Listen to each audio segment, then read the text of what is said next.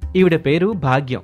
చూడ్డానికి శాంతమూర్తిలా కనిపిస్తున్నా నోరు మాత్రం అనకొండనే చెప్పుకోవచ్చు. ఆ ఇంట్లో ఆమె నోటికి భయపడేది ఇద్దరు. ఒకరు భర్త రత్నయ్య అయితే మరొకరు పేద కోడలు పల్లవి. భర్త రత్నయ్య సాధ్యమైనంత వరకు భాగ్యం కంట కనపడకుండా ఉండేవాడు. కానీ పేద కోడలు పల్లవికి భాగ్యం చూపు నుంచి తప్పించుకునే అవకాశం ఉండేది కాదు. దాంతో భాగ్యం ఎప్పుడూ చివాట్లు పెడుతూ ఉండేది. ఏమే కోళ్ళ, నీ దిక్కు మల్ల మొక్కను చూపించాలు. వెళ్ళి బావులో నుంచి నీళ్లు తోడి పెరట్లో ఉన్న మొక్కలకు పోయి, అవి ఎండిపోయినట్టుగా ఉన్నాయి. నీళ్లు పోసి 2-3 గంటలు కూడా కాలేదత్తయ్య. మళ్ళీ అప్పుడే నీళ్లంటే చెట్లు చచ్చిపోతాయి కదా అని పల్లవి చెప్పగానే హేళనగా అత్తగారు ఇలా అంటుంది. అవునా కోళ్ళ? అరే, ఆ విషయం నాకు తెలీదే. లేచినప్పటి నుంచి నువ్వు ఇప్పటి వరకు ఎన్నిసార్లు నీళ్ళు తాగావు? ఒక 2-3 సార్లు తాగుంటానత్తయ్య. మరి నువ్వు చావలేదు అని అత్తగారు భాగ్యం అనగానే కోడలు పల్లవి మౌనంగా ఉండిపోయింది. చూడు, ఈ ఇంట్లో నీ పని నేను చెప్పింది చేయడమే. వెళ్ళి బావిలో నుండి నీళ్లు తోడి మొక్కలకు పోయి, మొక్కలు పచ్చగా ఉన్నాయి కదా అని నీళ్లు పోయకుండా ఉంటే ఏమవుతుందో తెలుసు అత్తయ్య. భయం ఉన్న కోడి బజార్లో గుడ్డు పెట్టినట్టు నేనంటే భయం ఉన్నట్టే ఉంటది. కానీ చెప్పాల్సిన మాటలు మాత్రం చెప్పేస్తావు. వెళ్ళి నేను చెప్పిన పని చూడు, అప్పుడే నీకు అన్నం పెడతా. అంతవరకు ఆకలి నా దగ్గరకు వచ్చావో నా చేతిలో సస్తావు. వెళ్ళు, ఇంకా ఎక్కడే ఉన్నావే అని భాగ్యం చెప్పడంతో పల్లవి మౌనంగా బయట ఉన్న బావి దగ్గరికి వచ్చింది. బాధగా నీళ్లు తోడుతూ ఆ పక్కనే ఉన్న బకెట్లో పోసుకుంటుంది. అలా 2 బకెట్లు చేదిందో లేదో బకెట్కి ఉన్న తాడు తెగిపోతుంది. దాంతో బకెట్టు బావిలో పడుతుంది. పల్లవి కంగారు పడుతూ ఉండగా భాగ్యం అక్కడికి వస్తుంది. పల్లవి భయపడుతూనే భాగ్యాన్ని చూసింది. ఏమిటి ఆ సౌండ్? బావిలో ఏం పడేసచ్చా? పల్లవి భయపడుతూనే తడబడుతూ ఇలా అంటుంది. అది అత్తయ్య, మీరు చెప్పినట్టుగా నీళ్లు తోడుతున్నాను, తాడు తెగిపోయింది, బకెట్ బావిలో పడిపోయింది. నేనైతే కావాలని చేయలేదు అత్తయ్య అని చెప్పగానే భాగ్యానికి ఎక్కడా లేని కోపం వచ్చింది. వెంటనే కోపంగా, నువ్వు కావాలని బకెట్ని బావిలో పడేసావు కదా? అయ్యో లేదత్తయ్య, నేనెందుకు అలా చేస్తాను చెప్పండి. నేను మీకు ఎప్పటి నుంచో చెప్తూనే ఉన్నాను, బకెట్కి కట్టిన తాడు సన్నబడిపోయింది, కొత్త తాడు కొనండి అని ఎంత చెప్పినా వినిపించుకోలేదు. ఇప్పుడు ఇలా అయింది. అదే నే కోళ్ళని తెలివి. కొత్త తాడు తెమ్మని ఎంత చెప్పినా వింటం లేదు. పదే నీళ్లు తోడించి మొక్కలకు పోయమంటుంది. ఉతికిన బట్టల్ని ఏదో ఒక వంకతో మళ్ళీ పిండమంటుంది. తోవిన గిన్నెల్ని మళ్ళీ తోవేలా చేస్తుంది. అందుకు కారణం ఈ తాడు ఉండడం వల్లే అని నీకు నువ్వుగా తాడిని ఇటు 2 ముక్కలు చేసి బకెట్ని బావిలో పడేశావు. అంతే కదా కోళ్ళ? లేదత్తయ్య, నేనలా చేయలేదు. తమరు చెప్పినట్టు చెయ్యాలనే ఆలోచన నాకు లేదత్తయ్య. మీరు చెప్పింది చేయటం, పెట్టింది తినటం, ఇదే కదా ఇంట్లో నా విలువ, నా స్థానం అదే కదా. దొంగ నటన చాలు. బంగారం లాంటి బకెట్ అది. నువ్వు ఆ బావిలోకి దూకి బకెట్ తీసుకురా. అది కాదత్తయ్య, నేను బావి నీళ్ళలో మునిగిపోతాను. నాకు ఈత రాదు, చాలా భయంగా ఉంది. నేను బావిలోకి దూకలేనత్తయ్య. నువ్వు చాలా గట్టి పిండానివే, అంత సులువుగా సావవలే. బావిలోకి దూకి ఆ బకెట్ తీసుకురా. లేదంటే నీకు తినడానికి తిండి ఉండదు, ఉండడానికి మాత్రం చోటు కూడా ఉండదు. నా తలని గోడ కొట్టుకొని నువ్వే కొట్టావని నా కొడుకు ప్రశాంత్కి చెబుతా. వాడు ఖచ్చితంగా నా మాట వింటాడు, నేను చెప్పింది నమ్ముతాడు అని భాగ్యం బెదిరించేసరికి అక్కడి నుంచి భాగ్యం వెళ్ళిపోయినా పల్లవి ఏడుస్తూ బాధపడుతూ ఇలా అనుకుంటుంది. బావి తల్లి, ఇక నా బతుకు కాపురం ఇప్పుడు నీ చేతుల్లో ఉన్నాయి. బకెట్ ఇచ్చి అమ్మతనాన్ని చాటుకుంటావో, చావునిచ్చి చెడ్డ పేరు తెచ్చుకుంటావో నీ ఇష్టం తల్లి. నేను మాత్రం నిన్ను నమ్ముకొని దూకుతున్నాను అని వేడుకోగానే కిలకిలా నవ్వులు వినపడ్డాయి. పల్లవి అయోమయంగా దిక్కులు చూస్తుంది. తన చుట్టుపక్కల ఎవరూ కనిపించలేదు. పల్లవి బావిలో దూకేస్తుంది. ఆ నీళ్లలో బకెట్ కోసం వెతుకుతూ ఒక అందమైన అడవి ప్రాంతానికి చేరుకుంటుంది పల్లవి. అక్కడ ఎన్నో రకాల అందమైన పువ్వులుంటాయి. వాటిని చూసి పల్లవి ఆనందంతో, వారివ్వా, బావి లోపల ఇంత అందమైన అడవుందా? చాలా అంటే చాలా బాగుంది. ఇక్కడ నా బకెట్ ఎక్కడుందో చూడాలి. బకెట్ లేకుండా తిరిగి ఇంటికి వెళ్ళలేను. ఎలాగైనా సరే బకెట్తోనే వెళ్ళాలి అని అనుకుంటూ ముందుకు నడుస్తూ ఉండగా ఒక మామిడి చెట్టు మాట్లాడుతూ ఉంటుంది. ఎవరమ్మా నువ్వు? ఇక్కడికి ఎలా వచ్చావు? పల్లవి ఆ మాయా చెట్టు మాటలు విని ఆశ్చర్యపోతుంది. నా పేరు పల్లవి, మా అత్తయ్య పేరు భాగ్యం. తల్లి, పుట్టు పూర్వత్రాలు వద్దు, జరిగిన కథ చెప్పు చాలు. మా ఇంటి దగ్గర బావుంది, నేను నీళ్లు తోడుతూ ఉండగా ఆ తాడు తెగి బకెట్ బావిలో పడిపోయింది. మా అత్తయ్య బకెట్ తీసుకురమ్మని చెప్పింది. నేను బకెట్ కోసం బావిలో దూకాను. ఇదిగో అక్కడ దూకితే ఇక్కడ ప్రత్యక్షమయ్యాను. నా బకెట్ నాకు ఇవ్వు చెట్టు తల్లి అని బ్రతిమిలాడుతూ ఉంటుంది పల్లవి. నన్ను ఎంత బ్రతిమిలాడినా లాభం లేదు తల్లి. ఇంకాస్త ముందుకెళితే ఒక పెద్ద ఆవిడ ఉంటుంది. బావిలో ఏం పడినా అన్నీ తనే తీసుకుంటుంది. వెళ్ళి ఆవిడనడుగు, తను నీకు కావలసింది ఇస్తుంది. ఆ మాటలు విని పల్లవి నెమ్మదిగా నడుస్తూ ఆ పెద్దావిడ ఉన్న ఇంటి దగ్గరికి వచ్చింది. నీళ్లలో ఉన్న ఇంటిని చూసి పల్లవి ఆశ్చర్యపోయింది. పల్లవిని చూసిన ఆ పెద్దావిడ ఏం జరిగిందో అడుగుతుంది. పల్లవి జరిగింది మొత్తం వివరిస్తుంది. ఎలా చూడు తల్లి, నిన్ను చూస్తుంటే కమ్మని వంట చేసి పెట్టేలా ఉన్నావు. నాకు బాగా ఆకలిగా ఉంది. తినడానికి ఏవైనా రుచిగా చేసి పెట్టు. ఏమిటి, ఈ నీళ్ళల్లో వంట కూడా చేసుకోవచ్చా? అందుకు సరిపడా వంట అన్నీ ఉన్నాయి. నాకు కమ్మని భోజనం పెట్టు అని ఆ పెద్దావిడ తన ఆకలి గురించి చెప్తుంది. దాంతో పల్లవి ఎంతో రుచిగా వంట చేసి పెడుతుంది. కమ్మని రుచికరమైన వంట తిని ఆ పెద్దావిడ ఎంతగానో సంతోషపడుతుంది. ఆ పెద్దావిడ బావిలో పడిపోయిన ఒక బకెట్ని చూపిస్తుంది. ఆ బకెట్ని చూసి, అమ్మో, ఈ బకెట్ మాదే, అయితే తీసుకెళ్ళు అని చెప్పగానే ఆ బకెట్ నిండా బంగారం ప్రత్యక్షమవుతుంది. అమ్మా, ఆ బంగారం నీకే తల్లి. నువ్వు చాలా మంచిదానివి. బకెట్ని అత్తయ్యకిచ్చి నువ్వు ఆ బంగారంతో సంతోషంగా బ్రతుకు తల్లి అని చెప్పగానే పల్లవి పెద్దావిడకు కృతజ్ఞతలు చెప్పి అక్కడి నుంచి ఇంటికొచ్చేస్తుంది. చేతిలో బంగారంతో నిండి ఉన్న బకెట్ పట్టుకొని, అత్తయ్యా అత్తయ్యా అని గట్టిగా పిలిచింది. ఆ పిలుపులు విని భాగ్యం చిరాగ్గా బయటకొచ్చింది. పల్లవి జరిగిందంతా వివరిస్తుంది. భాగ్యం ఏమీ ఆలోచించకుండా దురాశతో బావి దగ్గరకు వచ్చి దూకుతుంది. భాగ్యం కూడా అందమైన ప్రదేశానికి చేరుకుంటుంది. మాయా చెట్టు భాగ్యాన్ని చూసి, ఎవరమ్మా నువ్వు? ఇక్కడికి ఎలా వచ్చావు? నాకు బంగారం కావాలి, అందుకే వచ్చా. బంగారం ఎక్కడుందే? ఇలానే కొంచెం ముందుకు వెళ్ళు. అక్కడ ఒక పెద్ద ఆవిడ ఉంది. వెళ్ళి తనని అడుగు, నీకివ్వాల్సింది ఇచ్చి పంపిస్తుంది అని చెప్పిన ఆ మాయా చెట్టు మాటలు విని భాగ్యం ముందుకు నడుచుకుంటూ వెళ్తుంది. ఎదురుగా ఆ పెద్దావిడ ఉంటుంది. తనని చూసి, ఇదిగో పెద్దావిడ, నాకు బంగారం కావాలి. ఆ బంగారం ఇస్తే నేను వెళ్ళిపోతా. తొందరగా ఇవ్వండి, నాకు చాలా పనులున్నాయి అవతల అని భాగ్యం చెప్పగానే ఆ పెద్దావిడ భాగ్యం అత్యాశని పసిగట్టింది. అప్పుడు తెలివిగా, నీకు బంగారం ఇస్తాను, కానీ నువ్వు అక్కడ కనిపిస్తున్న ఆ మంచుగడ్డ మీద నేను చెప్పేంత వరకు నిలబడాలి. అప్పుడే నీకు బంగారం ఇస్తాను. ఏంటే, నేను ఆ మంచుగడ్డ మీద నిలబడాలా? అదిగో నువ్వు చెప్పేంత వరకు. నా వల్ల కాదు. అసలు నీకు బుర్రలేనట్టుగా ఉందే. నీకు బంగారం కావాలంటే నేను చెప్పినట్టు చెయ్యాలి. లేదంటే ఇక్కడికి ఎలా వచ్చావో అలాగే తిరిగి వెళ్ళిపో. అదే నీకు మంచిది. నేను చెప్పినంత చేయకపోతే బంగారం ఇవ్వను. నా గురించి నీకు తెలీదు. నువ్వెక్కడ ఉన్నావో తెలుసుకొని మాట్లాడితే మంచిది తల్లి. నువ్వు చెప్పినట్టు చేయడం తప్పదా? బంగారం కోసం తప్పదు అని ఆ పెద్దావిడ చెప్పగానే భాగ్యం మంచుగడ్డ మీద నిలబడుతోంది. కొద్దిసేపటికి భాగ్యం అసలు రూపం మారిపోయి నల్లగా మారిపోతుంది. తనని తాను చూసుకొని కంగారు పడిపోతుంది భాగ్యం. అయ్యో, అమ్మో, నేనింత నల్లగా మారిపోయాను. నాకేమైంది? ఇలా చూడు తల్లి, నువ్వు బంగారం మీద అత్యాశతో ఆ బావిలో దూకావు. నువ్వు చేసిన ఆలోచన తప్పు. అందుకే నీకు నలుపు రంగు వచ్చింది. మరీ నలుపు రంగు పోయి నేను మామూలు మనిషిని కావాలంటే ఉన్నంతలో సంతోషంగా తింటూ నవ్వుతూ మాట్లాడుతూ బ్రతకాలి. అర్థమైంది తల్లి. మనిషికి అత్యాశకు మించిన అనారోగ్యం ఇంకొకటి లేదని తెలుసుకున్నాను. మన్నించు. ఇక నుంచి ఉన్నంతలో బ్రతుకుతా. నవ్వుతూ ప్రేమగా మాట్లాడతా. మంచిగా ఉంటాను.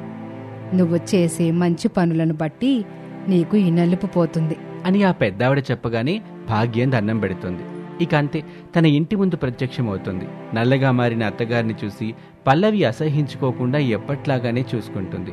భాగ్యం మాత్రం కోడలు పల్లవి ప్రేమని అర్థం చేసుకుని కూతుర్లా చూసుకోవటం మొదలుపెట్టింది. అదొక మారుమూల గ్రామం.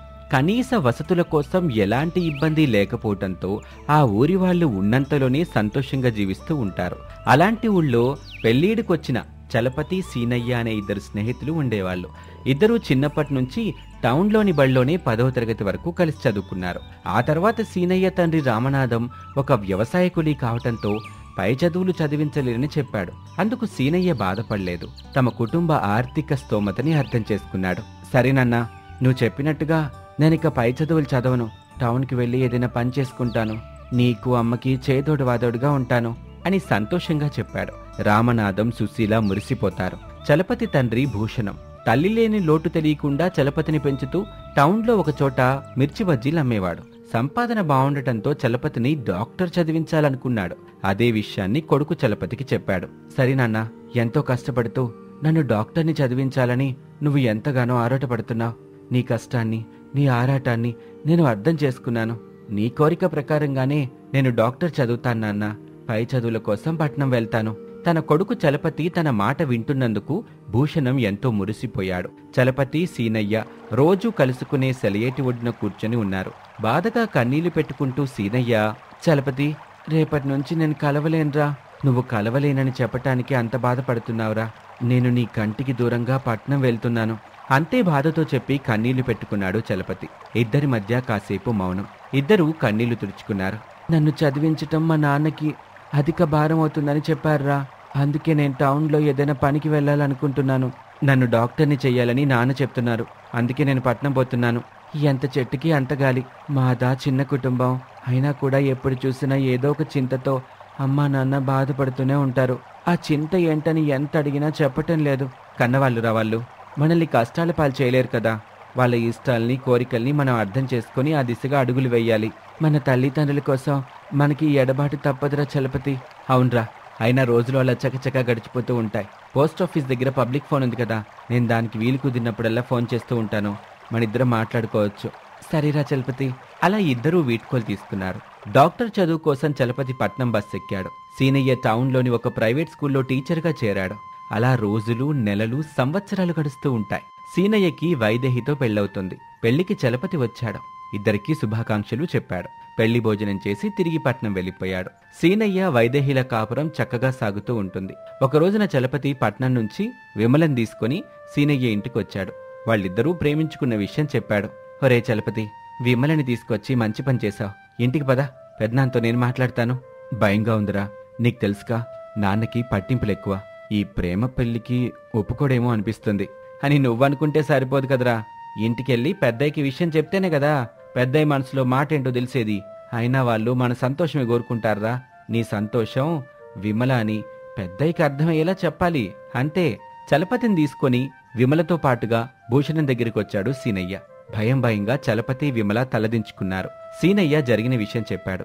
భూషణం కొంత మౌనం తర్వాత, బాబు చలపతి, నేను కోరుకున్నట్టు నువ్వు డాక్టర్ చదువుతున్నా. నువ్విష్టపడిన అమ్మాయిని నేనెందుకు కాదంటాను చెప్పు. నా సంతోషాన్ని నువ్వు నాకిస్తున్నప్పుడు నేను నీ సంతోషాన్ని ఎందుకు దూరం చేస్తాను బాబు. చలపతి, విమల ఆ మాట విని ఎంతో సంతోషపడ్డారు. అలా సీనయ్య, వైదేహి దగ్గరుండి చలపతికి, విమలకి పెళ్లి చేశారు. పట్నంలో కాపురం పెట్టారు వీళ్ళిద్దరు. తిరిగి ఎవరి పనులు వాళ్ళు చేసుకుంటూ బ్రతకటం మొదలుపెట్టారు. అలా రోజులు గడుస్తూ ఉంటాయి. చలపతి మంచి డాక్టర్ అయ్యాడు. ఊరికొచ్చి సీనయ్యకి విషయం చెప్పి స్వీట్ తినిపించాడు. సీనయ్య కూడా చాలా సంతోషపడ్డాడు. అందరూ కలిసి భూషణం దగ్గరికి వచ్చారు. నాన్న, నీ కోరిక ప్రకారంగానే నేనిప్పుడు డాక్టర్నయ్యానన్నా అని చెప్పి స్వీట్ తినిపించాడు. భూషణం కూడా ఎంతో సంతోషపడ్డాడు. చలపతి పట్నంలో ఒక క్లినిక్ పెట్టుకున్నాడు. రోగులతో ప్రేమగా మాట్లాడుతూ తక్కువ ఫీజు తీసుకుంటూ మంచి వైద్యం చేస్తూ ఉంటాడు. అలా రోజులు గడుస్తూ ఉంటాయి. డాక్టర్ అయినప్పటి నుంచే చలపతి ఊరికి రావటం తగ్గించాడు. సీనయ్య తనకి కూతురు పుట్టిన విషయం చెప్పినా రాలేకపోయాడు. డాక్టర్ అయ్యాక తన స్నేహితుడిలో వస్తున్న మార్పుల్ని చూసి సీనయ్య బాధపడసాగాడు. చలపతన్నయ్య రాకపోవడానికి బలమైన కారణాలు ఉండే ఉంటాయి. ఆ బలమైన కారణం డబ్బని నాకు తెలుసులే వైదేహి. ఇప్పుడు వాడు డబ్బు వాసన చూస్తున్నాడుగా, అందుకే ఈ పేద మిత్రుడి పిలుపు నచ్చటం లేదులే. అలా అనుకోకండి. అన్నయ్యని అపార్థం చేసుకోకండి. ఈ రోజు రాకపోయినా రేపైనా వస్తాడు. వారం రోజుల తర్వాతైనా వస్తాడు అని ఓదార్చుతూ ఉంటుంది. కొన్ని రోజుల తర్వాత చలపతిని చూడాలని పట్నంలో అతనింటికి భార్యా కూతురితో కలిసి వెళ్లాడు సీనయ్య. మీరు మాట్లాడుతూ ఉండండి. వైదేహి, నువ్వురా, ఇద్దరం కలిసి వంట చేద్దాం. సరే విమలా అని పాపం తీసుకుని వైదేహి వెళ్ళిపోయింది. ఏం జరిగిందిరా, ఈ మధ్య అసలు ఊరికే రావటం లేదు. ఫోన్ చేసినా నువ్వు సరిగ్గా మాట్లాడడం లేదు. ఏమైంది అసలు? ఎందుకురా మాట్లాడడం లేదు? పట్నం వచ్చి 4 డబ్బులు సంపాదించగానే ఈ స్నేహితుడు కనిపించడం లేదా నీకు అని అనగానే చలపతి కన్నీళ్లు పెట్టుకున్నాడు. చలపతి కన్నీళ్లు చూసి సీనయ్యకి కూడా బాధ కలిగింది. నీ మనసు నొప్పించుంటే నన్ను మన్నించరా? అదేం లేదురా, విమలకి గర్భసంచి తీసేశారు. ఇక తనకి పిల్లలు పుట్టరు. ఆ బాధతోనే మొన్నటి వరకు గదిలో నుంచి విమల బయటకు రాలేదురా. తన మిత్రుణ్ణి తప్పుగా అర్థం చేసుకున్నాననే బాధ సీనయ్యలో కలిగింది. సారీరా చలపతి, విషయం తెలుసుకోకుండా నోరు జారాను. అప్పటికి వైదేహి అంటానే ఉంది, చలపతి అన్నయ్య ఏదో బాధలో ఉండుంటాడు, అందుకే ఊరికి రావటం లేదు, సరిగ్గా మాట్లాడడం లేదు అని. మనం పట్నం వెళ్తేనే అన్ని విషయాలు తెలుస్తాయని చెప్పింది. తను అన్నట్టుగానే ఇక్కడికి రాగానే నీ బాధ ఏంటో తెలిసిందిరా చలపతి. వైదేహి వాళ్ళకి చెప్పకండి, మనం బాధపడింది కాక వాళ్ళని కూడా బాధ పెట్టిన వాళ్ళం అవుతామని విమల కూడా అనిందిరా. అందుకే విషయం చెప్పలేదురా. నేను నీతో 2 నిమిషాలు మాట్లాడితే నువ్వు మనసును అర్థం చేసుకుంటావని నేను సరిగ్గా మాట్లాడలేకపోయాను అని వాళ్ళిద్దరూ మాట్లాడుకుంటూ ఉండగా అక్కడికి విమల, వైదేహి వచ్చారు. ఇక అందరూ కలిసి కబుర్లు చెప్పుకుంటూ భోజనం చేశారు. ఏరా సీనయ్య, ఇంకా చిన్నపాటి పాతింట్లోనే ఉంటున్నావా? చిన్నపాటి పాతింట్లో ఉండకుండా నాకొచ్చే ఈ కొద్దిపాటి జీతానికి పెద్ద బంగ్లా కట్టుకుని అందులో ఉండమంటావా? అది కాదురా. ఏది కాదురా, నువ్వు డాక్టర్వి, లెక్కలేనంత సంపాదన.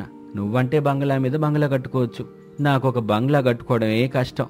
నువ్వు అలా అంటే నేనేం చెప్తాను? నా ఖర్చులు, ఇబ్బందులు నాకు ఉంటాయి.